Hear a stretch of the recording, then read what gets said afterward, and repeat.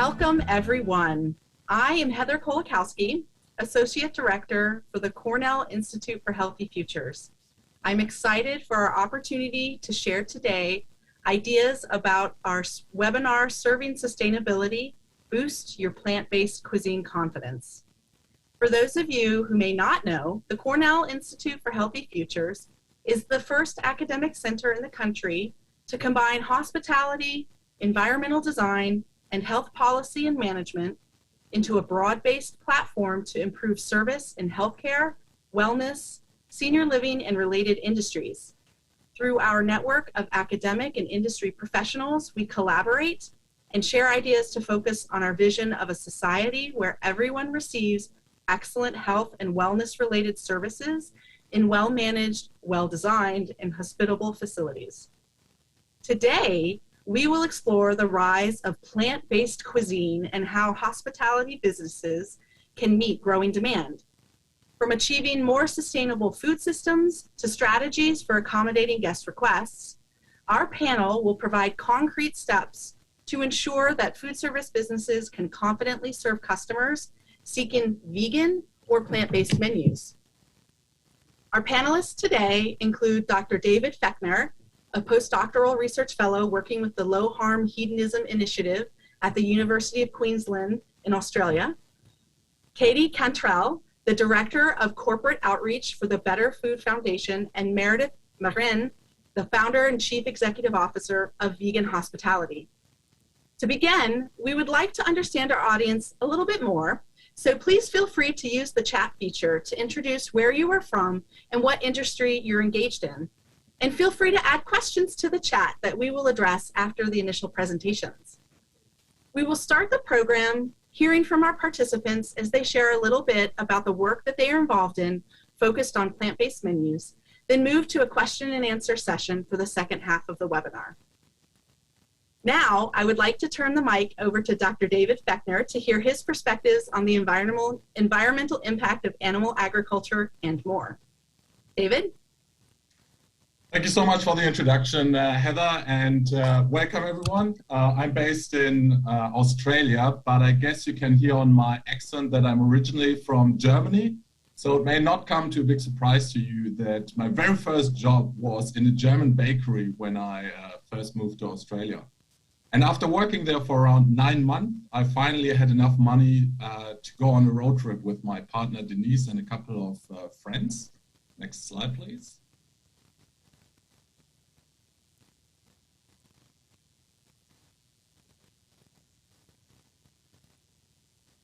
And as you can see, I was super excited about trying all the different foods that Australia has to offer. So we had the typical Aussie barbecue, we had fish and chips, and I even tried a kangaroo sausage. And let me tell you, everything was super delicious. Next slide, please.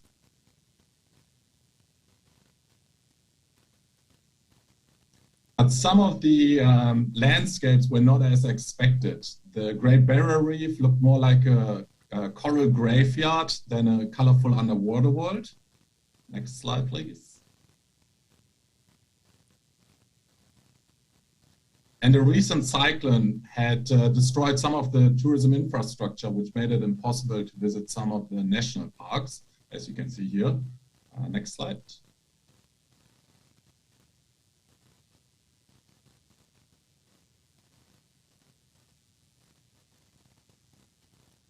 And then there was the flood, which brought some very unexpected visitors into town, which made it literally impossible to go sightseeing and exploring the town. Next slide.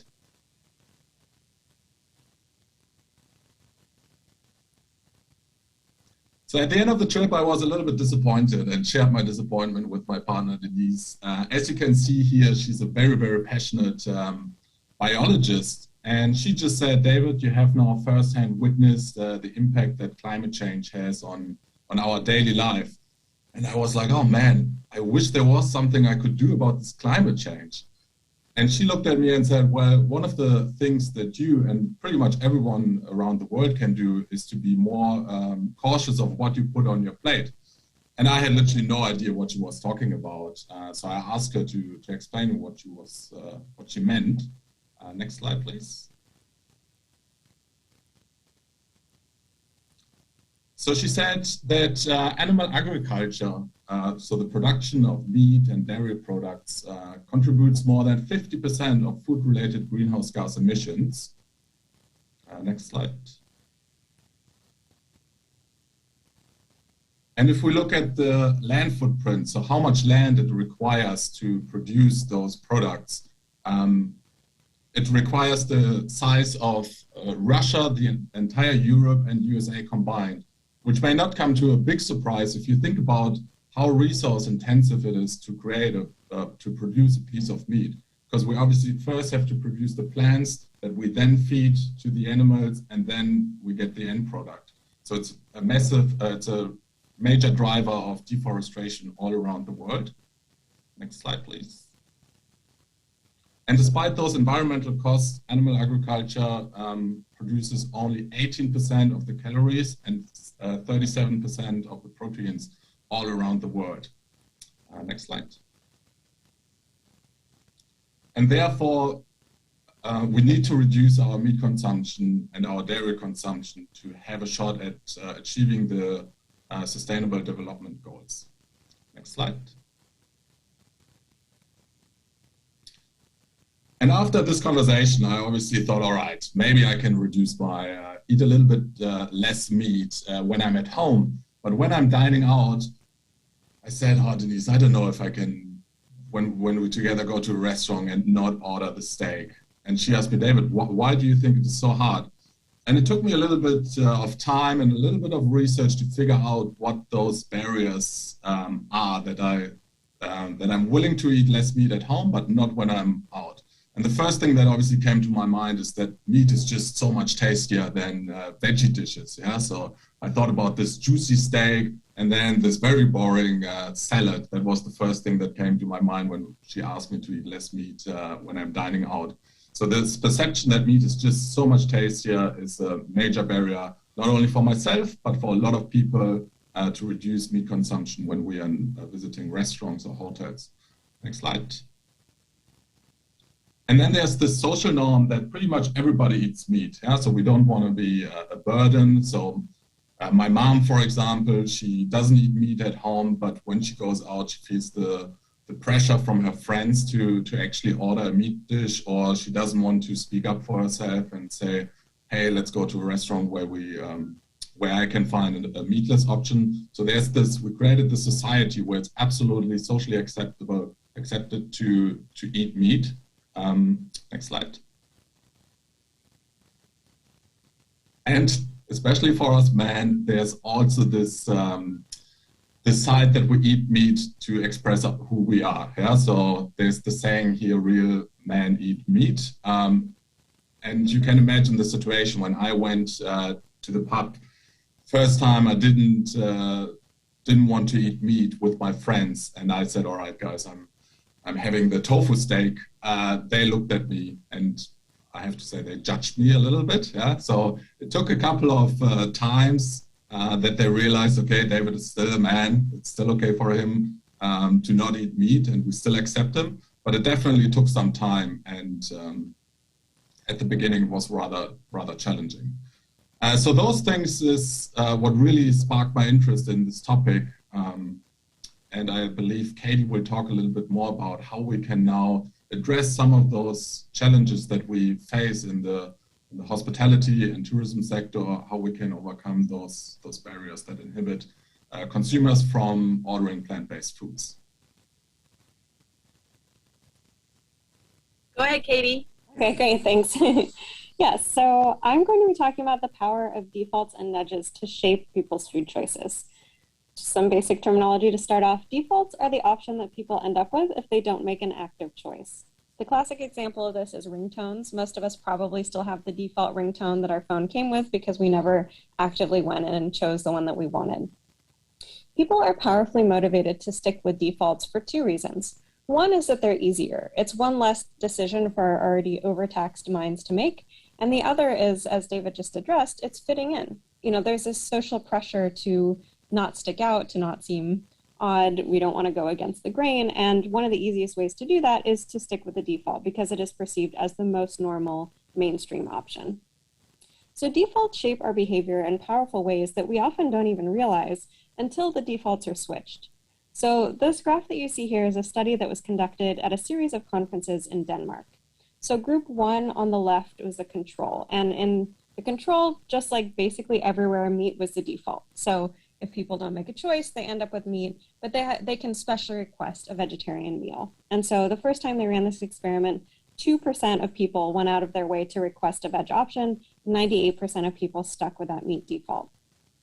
Then for the experiment, they flipped the default. So they made vegetarian the default and gave people the choice to request meat.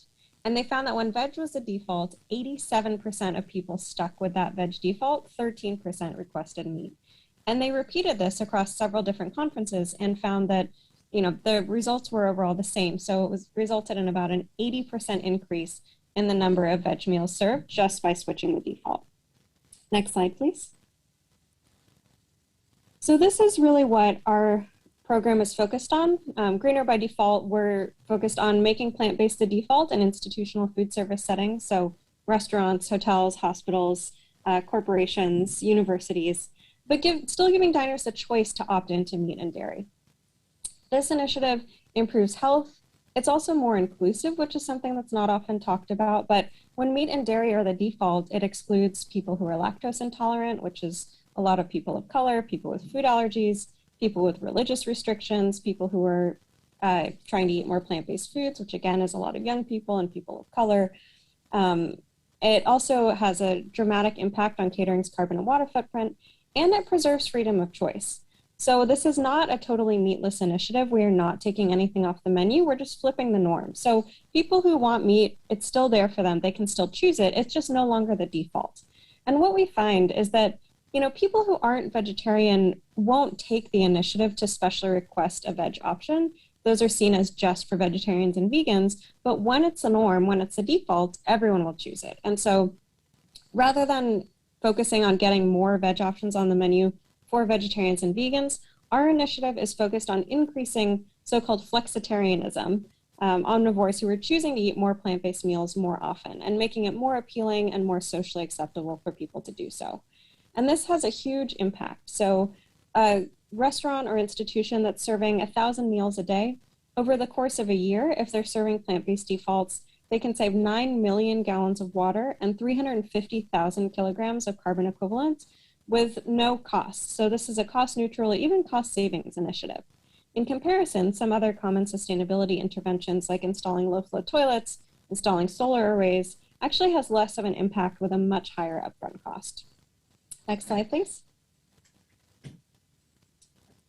So with our organization, we offer different implementation strategies to institutions, depending on the food service environment. So one of the key goals is making it really easy for people. Again, that's kind of the main idea with defaults. You want to make it super easy. So the easiest way to do that is in situations where there's an option that people are checking. So conferences, events, catering, things like that.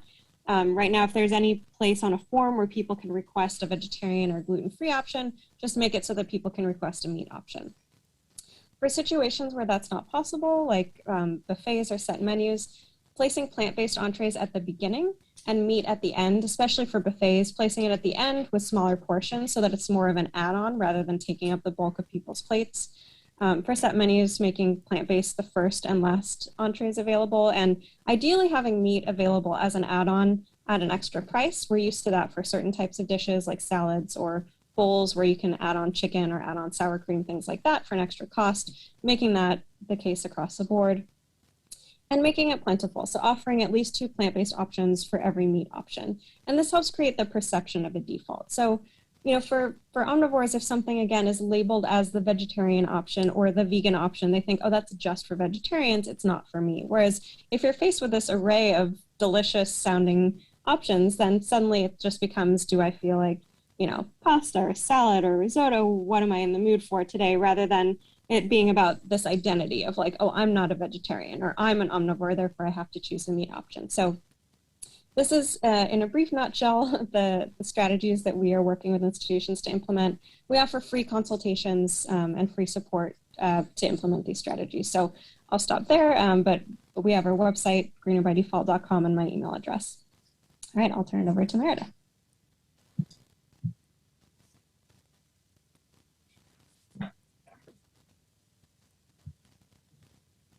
Excellent. Thank you. Go ahead, Meredith. So much. Thank you so much. So I'm going to focus on sharing actionable steps you can take to enhance plant-based option on your menus. If you own a restaurant, if you work at a hotel, I want to make sure you understand the process that you can take to increase your customer base, to support the vegan clientele, to support the plant-forward clientele. So you're ready to add plant-based options, you're convinced, but you're not sure where to get started. Here's where you can start. First, get clear on your target market. So ask yourself, are you trying to increase your clientele by serving the vegan community, by bringing in more customers? Or is your goal to transition your current customers to making plant-based swaps, similarly to what Katie was just talking about? So these are very different goals that also include different implementation strategies. So it's important to start by getting clear on that. When I work as a consultant for restaurants and hotels, my goal is usually to work with the restaurant to increase their customer base. We want to increase their profits. We want to make sure that they get new customers in the door, which usually entails creating a separate vegan menu, which I'll talk about in a moment. So you also want to respond appropriately to the demand. If your goal is to increase your customer base, if your goal is to be inclusive of vegan guests, you want to make sure there's actually a demand for plant-based food in your restaurant. So this involves paying attention to a lot of different factors. You can assess for the demand by asking yourself certain questions like, are people already asking for vegan food in my restaurant? Are people ordering vegetarian options and asking for it without the cheese? Are there other restaurants in my community already that have plant-based options on their menus? Are there fully vegan restaurants in my community? So if you answered yes to some of these questions, then the demand is there for you to start adding plant-based options to your menus. And finally, I want you to consider the veto vote. So this is the phenomenon that happens when groups have to decide where to go out to eat, and there is one or more vegans in the group. Oftentimes, the vegan is designated to select where the whole group eats. And so we're talking about friendship groups, colleagues, families. You have to consider that if you're not inclusive of vegan guests, you're also missing out on customers that would be dining with those vegan guests. Next slide, please. So what is a separate vegan menu? A lot of restaurants, they don't start out by thinking that they need to have a separate vegan menu. They start out wanting to add some plant-based options to their traditional menu. But I have to tell you that the more profitable choice, and the choice that I usually make for my clients, is to have a separate vegan menu, because it allows the vegan community to come in and know that they are considered. And I'll share with you some of the reasons why. But this is also a great way to reduce service mistakes. So number one, guests don't have to ask questions or wonder if dishes are properly labeled. So oftentimes on a traditional menu, menus get updated pretty often, and it's very easy to mislabel an option, whether that's vegan or gluten-free, or to forget a label. And with allergic customers, with vegan customers who have a very strong ethical stance, if there's one incorrect label, you can lose the trust of that customer. And then there's a lot of questions that, that come from that. Vegans also sometimes have trigger responses to menus. So this isn't just about having a plant-based food option, but it's about an entire customer experience. And in order to create a customer experience, we need to understand what the vegan customer is going through when they walk into your restaurant and pick up a menu that might have uncomfortable or offensive words on it, like lamb or veal. So in order to eliminate the triggers, we need to have a separate menu where vegans don't have to sift through to find food that they can eat. So the dishes on your vegan menu will also match the quality and creativity of your traditional dishes, because they represent plant-based versions of your best sellers. And that's where I recommend you start if you want to create a vegan menu, is to look at your best-selling traditional dishes and veganize them. You'll get better reviews. Vegans love to spread the word when restaurants are going above and beyond, and they will rave about you if you have a separate vegan menu. You'll also have a bigger launch event turnout. I highly recommend planning events around your menu launch if you do create a new menu. It's free publicity, it's free press. And this is another great way to get non-vegans, so mainstream people, to get excited about building a full meal out of plants. When you have to sift through a menu and you have a couple of dishes here and there, it's very hard to see that you can actually build a fully plant-based meal out of an appetizer, an entree, and a dessert. And this is something that's so clear on a fully plant-based or vegan menu. So if a grandmother comes and notices they have a vegan menu, she'll bring her vegan granddaughter next time she goes to that restaurant. Next slide, please.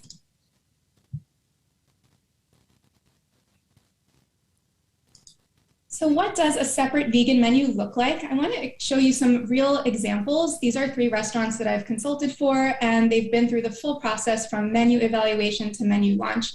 And I'm going to go through a couple of notes that make these menus successful, so you can start to think about what your version of this might be for your restaurant or hotel. So first to note, these menus are not long. If you look at them, some of them only have 6 vegan options. Think about if you had 6 vegan options that were scattered throughout your traditional menu. They wouldn't stand out as much as they do on this separate menu. The vegan dishes here are on theme with the restaurant's type of cuisine. So Papillon, the one on the left, is a French Caribbean restaurant. In the middle, we have Fishes and More, which is a seafood spot. And then on the right, Ike's Bistro is a Mediterranean restaurant at a hotel. All of these restaurants display both their traditional menu and their vegan menus at the host stand or in the restaurant window, as well as on their websites. So it's important, if you do have a separate menu, that you promote it, that you advertise it just as much as you do with your traditional menu. Papillon and Fishes and More, you'll see, they actually are both completely gluten-free vegan menus, and Ike's is almost completely gluten-free. Now, these are not gluten-free restaurants. These are restaurants that saw the demand and wanted to bring in and be more inclusive of other communities. So they've got 2 communities that are going to be represented here by these menus, and they've opened themselves up. I also recommend to always have an allergy disclaimer at the bottom of your menu, unless you have a completely gluten-free kitchen. So you'll notice that there as well. Papillon was able to add another menu item you'll see, making a dinner portion of their popular appetizer, the vegan crab cake. So you'll see they've got a crossover of ingredients. They've got a vegan crab cake appetizer and a dinner portion. And this is a great story. This dish became so popular that they actually went to their traditional menu, removed the crab cake because it wasn't selling as much, and put the vegan crab cake on there. And now traditional diners love the vegan crab cake as well.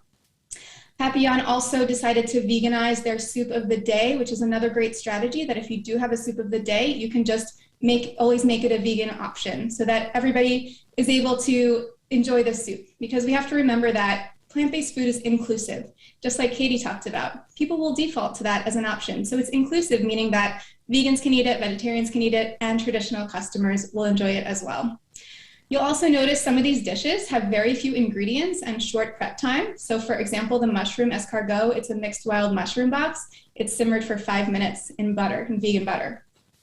At Fishes and More, you'll also notice that their menu is completely whole foods plant-based, meaning they have no highly processed ingredients, no specialty meats, specialty vegan cheeses. So it is entirely possible to make a full creative menu just out of plants and to not buy any high-priced or special fancy items, because I do hear that as an objection pretty often, that restaurants are worried they're going to increase their costs, but they can actually reduce their costs by creating whole foods plant-based options.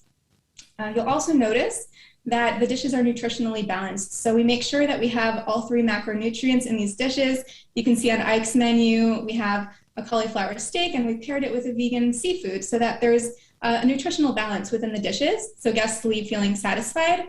And the last thing I want to point out to you is that the vegan menu items are all less expensive than meat-based items.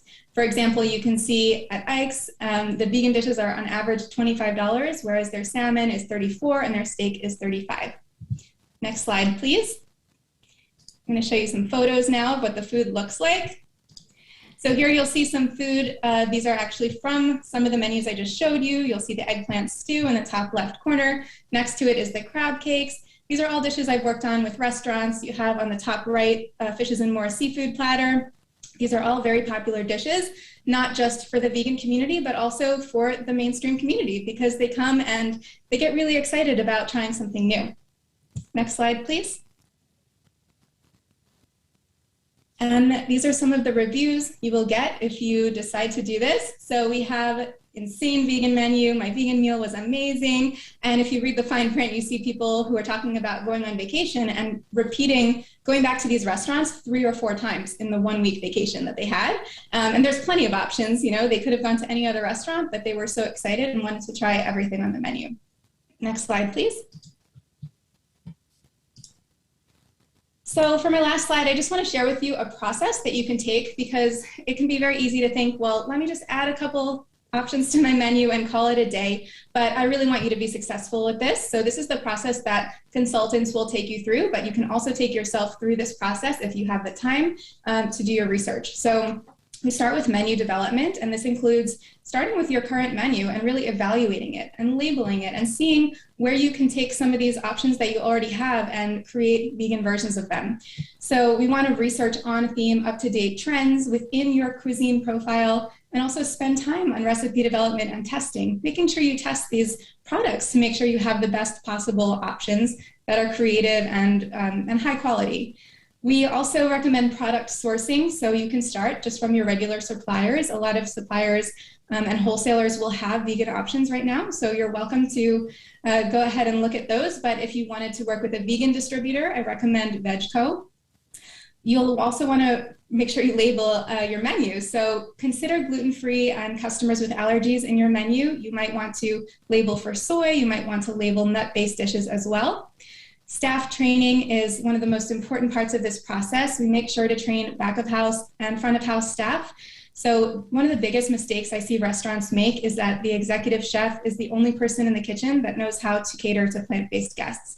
And that creates kitchen chaos. So we want to make sure that everyone in the kitchen is trained to deliver these dishes with the same consistency and quality, as well as the service staff needs to be trained to be able to communicate the ingredients and understand what they're serving and upsell these dishes to the guests without having to run back and forth to double check with the kitchen. Food safety, so you want to make sure your food handling is allergy friendly, because when you bring in vegan guests, you're also bringing in allergic guests, and you want to make sure that you are being transparent and honest with them. So for example, don't fry vegan food in the same frying oil as your chicken nuggets. And finally, menu launch and marketing. So make sure you're directing your marketing toward the vegan community and toward the plant-forward communities. And it's really nice to work with vegan consultants or vegan influencers or even a vegan employee that you might have to help bring in that trust with the vegan community and make sure that as soon as you launch, you've got people in the door to try your new food. Thank you so much, and I look forward to the Q&A. Thank you so much, Meredith. Thank you, David. Thank you, Katie, for your insights. I think we've got lots to unpack, lots to talk about. For our guests in the audience, we're going to be moving on to our interactive discussion. So if you have any questions, feel free to put them into the chat. Nick is helping me by sending them over. Also, you'll be able to see in the chat, Nick will post the websites for the organizations that our panelists represent, and to receive more information so you can see more information about what they're doing. So one of the first questions actually that have come from the audience, so I'm going to hop onto that one first, is coming from Adit. I'd love to hear from the panel about the environmental footprint of veganism versus vegetarianism, especially when considering a lot of the world's soybean production isn't necessarily sustainable. Katie, do you wanna address that? Oh, yeah, happy to jump in with a couple of different facts. So one is that cheese actually has the third highest carbon footprint of any food. First is beef, second is lamb, and then third is cheese. So cows, dairy comes from cows, and cows are ruminants, and so they produce methane and nitrous oxide. So dairy cattle have a very high carbon footprint, just as beef cattle do. Soy is a very common misconception. So our World in Data just came out with a really great infographic that maybe we can share it somehow, or folks can Google it. But they looked at soy consumption or soy production worldwide, because you're right, soy is a devastating source of deforestation, especially in the Amazon. But 77% of that soy is actually being fed to animals on factory farms. So there's 10 billion animals raised every year in the US, 60 billion worldwide, and they're mostly eating soy and corn. And so that the Brazilian rainforest is being cut down to grow soy that's actually shipped to feed animals on factory farms, often in Europe. Of the remaining soy, 19% goes to human consumption, and 13% of that is in the form of oil. So actually less than 6% of all the soy that's grown worldwide is going into tofu or soy milk or soy yogurt. So those products are not contributing to deforestation. It's actually the animal products, the soy that's being fed to animals. And, as David mentioned, it's also really inefficient to grow feed to animals versus just growing soy to eat directly. It's a much more efficient source of protein. David, did you have any other insights on that? No, it was amazing. I would have also pointed out to this chart from Our World in Data. So please, everyone, just Google it. It's amazing. It's very well researched, and it just says exactly what Katie mentioned. And I do get this question very, very often as well, where people, for example, my family, when I went for Christmas the first time over and they saw me eating tofu, we had this massive, massive discussion around, oh, look, my partner, she's originally from Brazil. How does that work with the deforestation in the Amazon? And then she had to explain them that the Amazon's really cut down to produce soy for feed production rather than for our tofu. Yeah? So tofu, it's also stated in this graphic, it's like 2.6%. So yes, tofu, soy production the problem is for animal feed rather than for us eating tofu or drinking soy milk. Excellent. So we did have a question coming in from Halima that asked specifically to Meredith, what is the more popular term, vegan or plant-based? And maybe we can have a discussion about the term plant-based, because we were talking about the difference between veganism and vegetarianism. Meredith? That's a great question. I hear that a lot, and my answer will be different than probably someone else you ask, because there's no consensus on this. Generally, I use the word plant-based when I'm describing food, so plant-based food ingredients. I use the word vegan to talk about the community, or I might use the words vegan-friendly to talk about an experience, like a vegan-friendly restaurant. Yeah. I'll just jump in and say it's interesting because there is a lot of debate about this. And Meredith, I love the distinction that you made during your presentation of saying, are you trying to appeal to the vegan community, or are you trying to get your omnivorous diners to eat more options? And we found that there's a really big difference. So among omnivores, sometimes the term plant-based sounds a little bit friendlier and less intimidating. There can be some negative connotations around veg or vegetarian or vegan. So sometimes if we're trying to get like a major corporation to get their employees to eat more dishes, we'll use the term plant-based, or even just avoiding labeling altogether, because then you just don't even trigger any of those associations. But, vegan is a growing in popularity product category. So there was a really interesting webinar with folks from Instacart and Deliveroo, and they were saying that, vegan is one of the most popular search terms. No one ever searches for plant-based, because as an actual descriptor, plant-based is really vague. Sometimes it's used to describe vegetarian products or even products with meat that are made with mostly vegetable ingredients. So as Meredith was saying, for vegan diners who want that, to feel safe and knowing that they're getting 100% plant-based, then vegan is the better descriptor. So yeah, it depends on the audience, I would say. So that kind of leads into a question that Beth has asked in the Q&A. What are the biggest obstacles or concerns, for Meredith specifically, that you hear from restaurants about the concept of a separate vegan menu rather than marking them with a symbol? And I feel that you probably have to do a little bit of convincing. Having worked in the restaurant industry, in the kitchens, it might take a little bit of convincing to be able to commit to a full separate menu. Yeah, that's a great question. So I will say that I haven't received a lot of pushback, mostly because this process of our decisions around the menu happens after I get hired as a consultant. So once my client has hired me, they like to take my advice because that's what they're paying me for, right? So generally, I advise them on what I think is going to be best for them to increase their clientele. And it's not always that we recommend a fully plant-based or fully vegan separate menu, but in communities where there is a high demand for these kind of products, where there's already a vegan community, then it does do well. So I would say that chefs are really excited to try something new, to get creative with veganizing their best sellers. And generally, if you think about what a menu looks like, it looks a lot better if you have a coq au vin, right, a chicken and wine, if a vegan version of it, on a separate menu, because otherwise you're getting duplicate dishes. You're going to have coq au vin, vegan coq au vin, Caesar salad, vegan Caesar salad, and it doesn't visually look great, and you have a lot of labels. So what's really wonderful about the separate vegan menu is you can just get more creative with the way that you name and describe your dishes, and it brings this level of excitement. They're introducing something brand new, and what we also talk about, especially in the beginning, to get them on board with this concept, is that they're going to be able to increase their press. So it's not really press worthy that a restaurant has added a couple of vegan options. it is pressworthy that this restaurant that's been around for 30 years all of a sudden decides to come out with a vegan menu. You get them on the radio, on TV, and then local newspaper for free. And there's nothing that can compare to bringing in that new clientele that many restaurants are really looking for these days. That's a great point. I was actually going to bring up the idea of the 11 Madison Park in New York City with Chef Daniel Hume to switch to a plant-based menu was a significant change in what they were doing, but also a big risk. So we've been watching avidly to see how that's been going for them. The question that I have next, it kind of applies for Katie and David. Thinking about, does the rise in the plant-based eating really threaten traditional foodways? And what can we do to honor cultures through food as dietary preferences shift? Maybe I can start, and then Katie can add a little bit on it.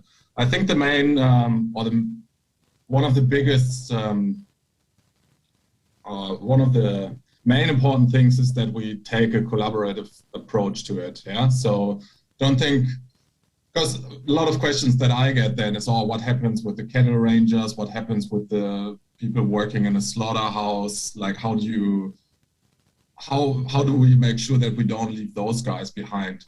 And here, for example, at UQ, we are currently developing a plant-based meat burger based on soybeans. And there, the idea is also to work collaboratively with the local soybean producer to not leave them behind. So I think it needs to be a holistic approach where along this current supply chain, we make sure that all of the people are integrated and potentially are being newly trained. And I think the government can also play an important role in it, because at the moment here in Australia, for example, they subsidize a lot of the animal agriculture sector, but not so much for example, the plant-based meat manufacturers. So I think there would also need to happen a shift that everyone along the supply chain is integrated and benefits from moving to options which are not only healthier for us humans, but also for the planet and the animals. Yeah, I absolutely agree. And just to add on the food side of it, I mean, there's a lot of amazing work that's being done in the US by chefs and by activists from different communities. There's a huge Black vegan movement, and a big part of that, and also with the Latinx vegan movement, is so-called decolonizing diets, recognizing that a lot of foods that, especially dairy, the ability to digest cow milk is a European genetic mutation. 75% of adults in the world are lactose intolerant, most of whom are people of color. And so, traditional diets in other places around the world did not include dairy. And so there's a lot of justice and equity issues in the US, like around children being served milk at school. I worked at a school in Oakland in California that was predominantly Black, and it was just heartbreaking how many of the kids had stomach aches every day because they were forced to take milk with their meals. And so recognizing that a lot of the foods that are forced on us, through defaults and just through, the culture in the US are not what's, traditionally appropriate or physically appropriate for a lot of people's bodies. So, it's a very complex issue, certainly. And there's, a lot around food justice and food equity, but I think that starting to recognize the diversity of traditional foodways and being more accommodating of those is an important step. So kind of circling to that idea of, culture and offering foods that don't actually fit our culture in certain instances. Why do you think, or why is it the hospitalities industry responsibility to make people eat sustainably? And this is, from anyone's perspective, I think. I think it's like, if we look at the current situation where we maneuvered us in over the last decades, where the hospitality sector and the tourism sector and a lot of food service providers, we don't really, we got into this climate and health crisis. And I think it's pretty much everyone's responsibility to figure out ways how we can get out of it. And one of the things, obviously, hospitality businesses can do, because is, for example, transition and offering more plant-based options. And if we look at, for example, the meat consumption, we eat more meat when we dine out, simply because chefs have increasingly increased the serving size of meat, for example, but also because of the other reasons that we have touched on earlier, that we just eat more meat when we dine out than when we're at home. And if we look at the current trajectory, we see that we eat more and more outside than we did in the 1970s, for example. In the US, the energy consumed from foods consumed outside has increased from 17 to 34%. So that's, I think, where the hospitality sector has a responsibility to acknowledge that A, food has a massive impact on the environmental sustainability, and B, that it's also their responsibility to work towards a healthier planet. I'll share a slightly different perspective. So I don't really know if I believe that the hospitality industry is responsible for making people eat more sustainably, but I do believe that they have a responsibility to align with their own company values. And so if you Google, a website for any of these top hospitality groups, resort chains, their values are going to include sustainability, right? And so if your values of your company include sustainability, then it is your responsibility to have your menus reflecting that value and to live up to those company values, your core values that you're portraying on your website. I think another common value of these companies is inclusivity, also innovation. And I think if you're not including plant-based options on your menus at this point, you're not being inclusive and you're not being innovative. So we do need to hold companies responsible for being just adhering to their own values. I'm not necessarily saying they have to put a sustainability over profit. Of course, their responsibility is to make a profit to stay in business. So really just to adhere to their own company values, and that does include the menus that they're creating.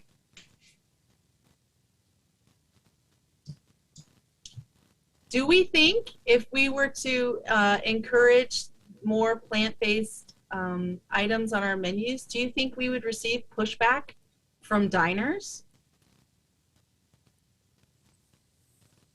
So I can take that. I think if it's done in the right way, then no.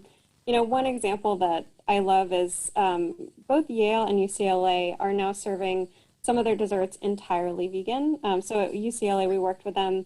They taste tested a vegan brownie, and they found that customers actually preferred how it tasted to the traditional brownie. And it's easier for them because they don't have to answer all these questions about allergens.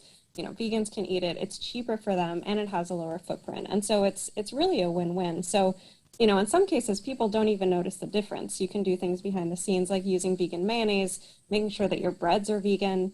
There's a huge trend right now in cafes that actually was started by Blue Bottle to use oat milk as the default. So, usually if you don't specify a milk, you get cow milk. But in LA, they realized like 70% of people were already requesting oat milk. And so it actually made it easier for them at point of sale to make oat milk the default, and people could specify that they want cow milk. So, if those options are still available to people, then there's usually not pushback. And, as Meredith has talked about, consumer trends are driving in this direction anyway. There was a question coming in from the chat from Julia, who asked, what is the most difficult situation you have experienced working with a non-vegan restaurant?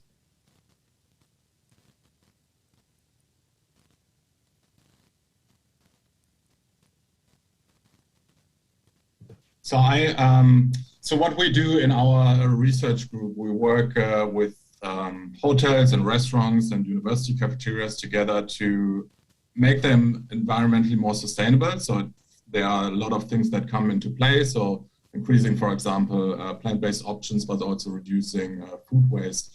And for example, with the guys at UQ, we have different campuses. So one is located in the city in Brisbane, which is a pretty plan-forward environment. And then we have one campus located, which is just 2 hours to the west, which is then countryside.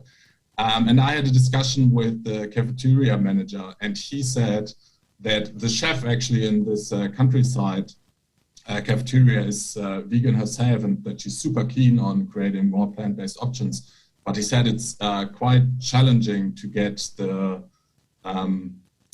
target market of this particular campus to adopt plant-based options, because they have just a totally different mindset than, for example, the students who come to the city campus. So one of the challenges there is definitely to try different ways to work collaboratively with the people on the side, and not only just say to them, okay, you have to do this and that, but together figure out ways how we can make it work. And I think it goes back to the target market discussion that we had prior, that we have to understand what the target market needs are. And I think often they have similar underpinnings that people, for example, in the city have, that they want to have healthy and energetic meals. We just would need to figure out a different way to present them. For example, there we may not use the label vegan or plant-based. Maybe we integrate those dishes then into the menu. So I think it's just figuring out from the start who the target market is, and then, yes, trying to understand ways how we can also convince the people who think that their target market is not very open to more plant-based options. That's one of the challenges that I had at the start of some of the experiments we wanted to run. I can share from my experience working with restaurants. So I don't face a lot of challenges. I think that's because I'm not in the business of trying to convince restaurants to change. I'm in the business of helping them solve a problem. And so they usually come to me because they want to increase their plant-based options and they're not quite sure how. But I would say the biggest challenge is really helping the chefs adjust to the vegan palate, because this process happens very quickly. And so all of a sudden I'm in their kitchen blending cashews with water and salt and garlic powder and telling them it's called an Alfredo sauce. And they have to taste it and try to imagine, how is that an Alfredo sauce? And sometimes that goes over really well and they're extremely excited about it. And sometimes there's some resistance there. I remember one of the first restaurants I worked with, I wanted to put more organic food on the menu. We had organic brown rice where they were just serving white rice on their other dishes. And we made this brown rice dish and the chef tasted it, and I'll never forget, he said, this tastes like hospital rice. This is what they serve at hospitals. And do vegans really want to eat this? And so I have to work with chefs to help them understand, well, there's a vegan palate, right? That we have, with people who have been eating this way for a long time, have expectations, but also I want the food to taste good to you. I want you to be an ambassador for this food too. So that's why we collaborate and make sure that the chef is also on board. And sometimes that process is tricky, but it's always really fun. And I've had such a pleasure to work with such motivated chefs who really want to see their customers happy. On that note, I have a question, and I went to culinary school as a student, and I even taught at the Culinary Institute of America for a while. So this question really hits home for me, and it ties off of what you were saying, Meredith, about getting the chef on board. What do you think is the responsibility of culinary schools, or maybe vocational programs, culinary programs, in preparing chefs to lead more sustainable and ethical kitchens?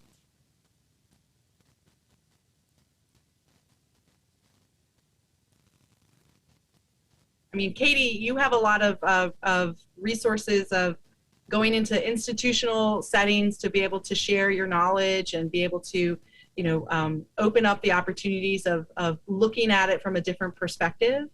And I think thinking about the way that culinary schools in the past have trained their staff, trained their students, but also even from the setting of being in a kitchen and having someone, and I think David might have mentioned, having someone who was already vegan, being able to be that ambassador, and with Meredith saying, getting them on board of understanding the difference of the flavor palette, you kind of have to have someone who's going to lead the charge within the organization to be able to make those changes.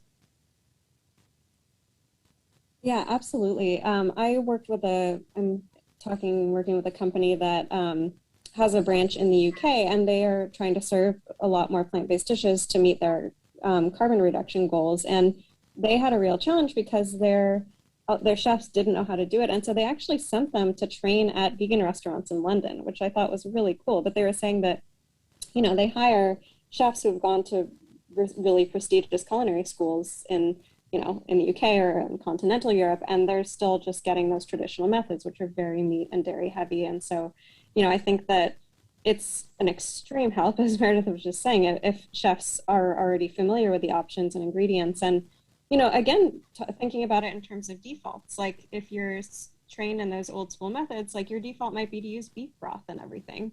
And then dishes that could easily be vegetarian suddenly are not, acceptable for vegetarians or vegans or people who are Hindu. So, just knowing the range of options that are out there today is a huge asset.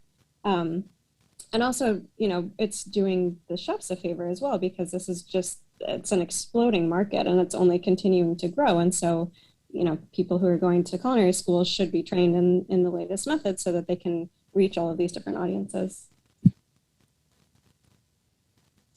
I'd love to add in there, if I can, that I also agree culinary schools absolutely have this responsibility to train chefs to be just for the best success in their industry. And at this point, if they're not training chefs in the plant-based cuisine, they're not setting them up for success. What I see with culinary schools today is you have this divisive nature of them. You either have the traditional school or you have now a couple fully plant-based culinary programs, which is wonderful. However, people who are going to these traditional programs still aren't getting the full process of understanding vegan or plant-based cuisine. And so what's happening is I'm going to work with chefs who have been working in kitchens for 20 years, 10, 20, 30 years, and they're classically trained, and they've never seen a fully nutritionally balanced plate of plants. They're seeing plants as a side dish. They're seeing steamed broccoli. And this just makes it so hard for them to develop options on their own. If they do create options on their own, they sometimes don't sell well because they're not creative and they're not nutritionally balanced. And so it's very stressful for chefs to have to do this work on their own without being trained. And honestly, I tell everyone it's my greatest wish to work myself out of a job, to be able to support culinary schools and helping them train chefs so that I don't have to go in and consult and support chefs, because I would love to see them be able to do it on their own. Excellent. So we do have a question coming in from the audience from Pierre. And Pierre asks, what would you suggest to get meat-eating friends to move over to a more plant-based diet? What sites or resources would you recommend? And David, you had a good example of how you did the transition of moving more plant-based in your experience. Do you have any pointers or tips to help Pierre? Yes, my approach has definitely changed. So when I first made the move, I was one of those I would probably say pushy vegans. So I told my family and friends, after learning about the environmental impact, for example, oh, have you heard about this and that? You need to go vegan right now, and you should never eat meat ever again in your life. And let me tell you, it doesn't work. Yeah? So people, it's not very successful. But I think you learn from those experiences and you become also more relaxed and you see that everybody's on their own journey. And now I try to be like the lighthouse. Yeah. So I try to be the best version of myself, try to live healthy and happy, and then attracts actually people's attention, and they then ask you, oh,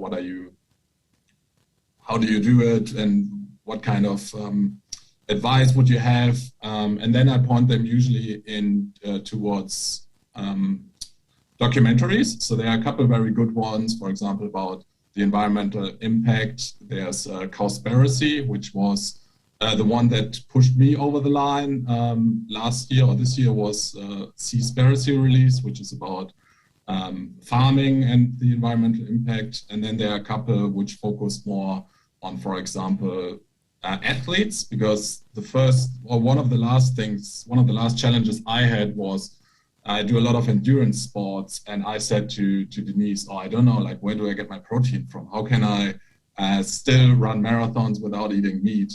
And then she just Googled and found this whole list of athletes who do amazing things on a plant-based diet. And last year, the documentary Game Changer was released. So depending on where my friends are currently sitting, I recommend some of those documentaries. And then I'm always very open about my personal experiences. And one of the things that works quite nicely is also, for example, at the university, we have lunch together. And my lunch, I try always to make it look very colorful. And then people ask me, oh, what do you have there? What is this? And then I explain them, okay, this is tofu, and this is how you can make scrambled tofu very easily, and maybe prepare some little recipes. So just try to be pretty much the best version of myself and try not to be judgmental, because now I understand that everybody's on their own path. And yes, so that's, but I think those documentaries, they're pretty good. Now I have a vision of you as a lighthouse, showing us the way to explore plant-based diets. Anyone else have some pointers to be able to share? I would just really echo what David said. I think that's a fantastic answer. And sharing food is such a potent way, because people get very defensive when you try to share information if they're not ready for it. But everyone loves to try some new chocolate or new pasta that you've made. So I mean, I know COVID has made it more difficult, but sharing food with friends as much as you can, inviting them out to a new restaurant that's open that you're excited to try, even just sharing pictures of your meals on social media is a great way to dispel some of those negative stereotypes about vegan and vegetarian food. Meredith had some great pictures in her slides, so I'm very hungry. Mm-hmm. Can I add something? I just want to share that as a vegan activist, there can be this tendency to feel like we're never doing enough. Like if I haven't been able to convince my partner or my family or my friendship group to go vegan or plant-based, then I'm a failure somehow. And I just want to echo that it's not your responsibility as one individual person to make these changes for everybody else, that we're all in this together. And you can see, like, now we have universities on board sharing this information, and soon we'll have culinary schools on board, and we're all just here to do our part. So I really recommend to vegans who want the support of their communities, their families, to just set healthy boundaries that make you feel good. So for example, I have a boundary where if I'm going to invite people over to dinner, I'm obviously not going to be serving any animal products. If I'm going out to eat, my family knows that they'll order vegan or vegetarian options in front of me if I'm being invited to the meal. If we're celebrating my birthday, it's going to be a vegan cake. And so just having those boundaries for myself makes me able to do my work better and makes me able to be a better vegan activist without feeling necessarily solely responsible for other people's choices. So I hope that's helpful. Well, I definitely think it's spurred interest in our audience, because we've received some really great questions and even some really interesting comments. There was a comment in the chat from Nicole she stated, "I watched Vegucated with my children and partner. By the end of the documentary, we had all decided to change to a plant-based diet." So I think a lot of it is sharing knowledge in a way that is open and inclusive.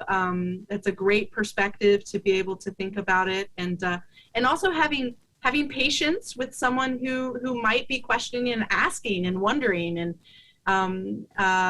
trying to start their journey into exploring more plant-based options.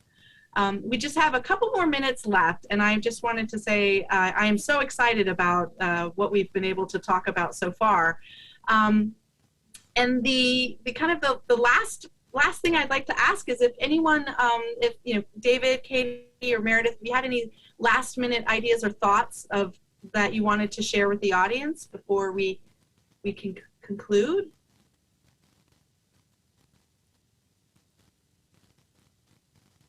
I would just really encourage people to reach out. So the website is greenerbydefault.com. There's an email address at the bottom, and also an email sign-up form with a